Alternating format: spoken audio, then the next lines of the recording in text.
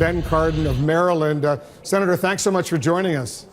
Wolf, it's good to be with you. Thank you. So Maryland is the home to a very large portion of the federal workforce. What kind of impact would a shutdown have on the people you represent?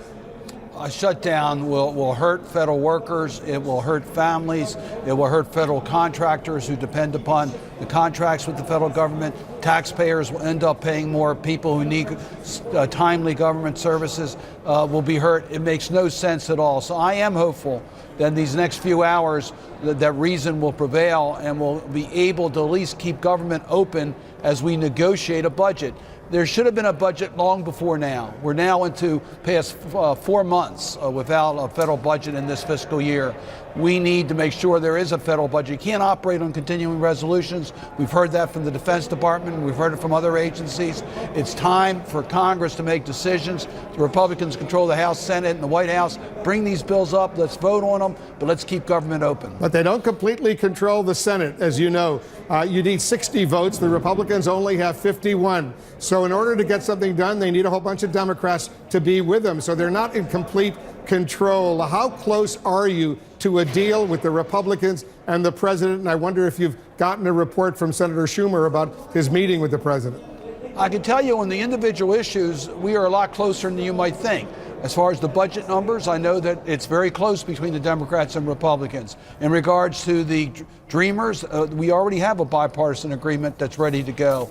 In regards to disaster relief and the Children's Health Insurance Program, I'm confident we're very close. The challenge is a process that allows government to stay open and complete these negotiations now. Don't just delay it another 28 days, because we did that 28 days ago and we didn't get anywhere. Congress needs to make decisions. What's your bottom line right now for a deal? I think the bottom line is let's keep government open and let's negotiate in good faith, and let's make some decisions, whether it's deals with the budget issues or whether it deals with the opioid crisis. The people in this country want us to resolve these issues. Mitch McConnell, the Republican leader, needs to put these issues on the floor of the United States Senate. So do you have 60 votes for a 4 or 5 day deal? I think so. I think there's this was a suggestion by the Republicans, was to give us a 3-4 day delay and let's sit down and resolve the issues. 3 or 4 Republicans made that suggestion yesterday, and Senator Schumer, others have said that would be acceptable for us. We want to stay in town. We want to resolve these issues. We don't want to say another month has to go by. We're getting very close to deadlines. We're already past deadlines on the budget.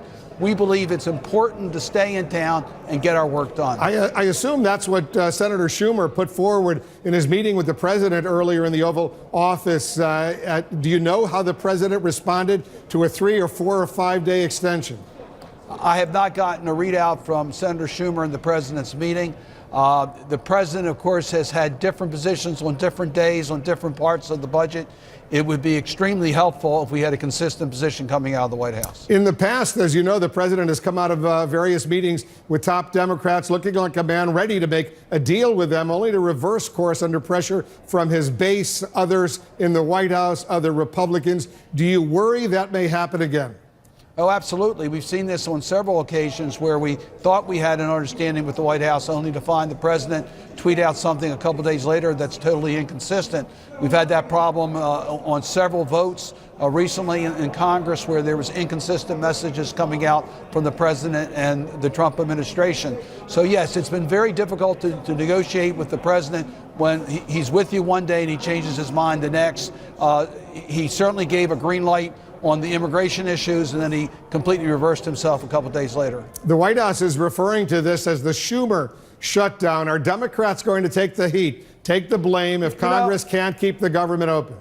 Well, the people of Maryland, the people of this country, they're not looking at us to place blame. They're looking at us to keep government open. And Mitch McConnell has an opportunity tonight to keep government open. Let's keep government open. Don't challenge on a vote that can't pass. Bring up a vote that can pass so we can keep government open. Recognize the Democrats and Republicans need to work together. There's plenty of blame in Washington, but we need is results. What are the chances you'll have a vote tonight on this 4 or 5 day extension and eventually have a deal? I certainly hope that we do. I think it's critically important that we have a clean vote to keep government operating and keep members here to resolve these issues and not delay a budget for our country. It's not it's against our national security interests. It's against what we need as far as protecting the interests of Americans. We've got to resolve these issues. We're past deadline. Let's get our work done. You have faith it'll happen tonight? You know, I'm here. We're going to all work hard. I've talked to a lot of Republicans during the course of the day. I think there's goodwill here to try to resolve this issue.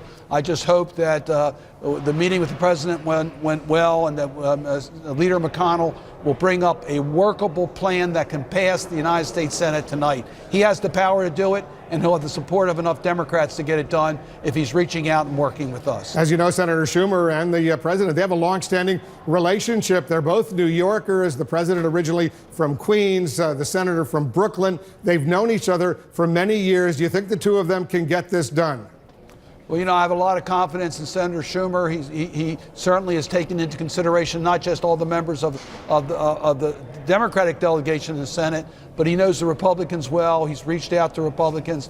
I would hope that Senator McConnell would recognize that there are certainly the votes in the United States Senate to keep government open, but he's got to reach out and work with the Democrats. You can't do this on a party line vote. You've got to work with each side and listen to each other. We haven't done that enough in Washington. If we listen to both sides, I am confident we can keep government open and we can resolve the issues from immigration to opioid to dealing with the budget numbers, dealing with the health extensions. We can get all that done, but we have to work together. Senator Cardin, thanks very much for joining us. Thank you. Up next with the hour clear.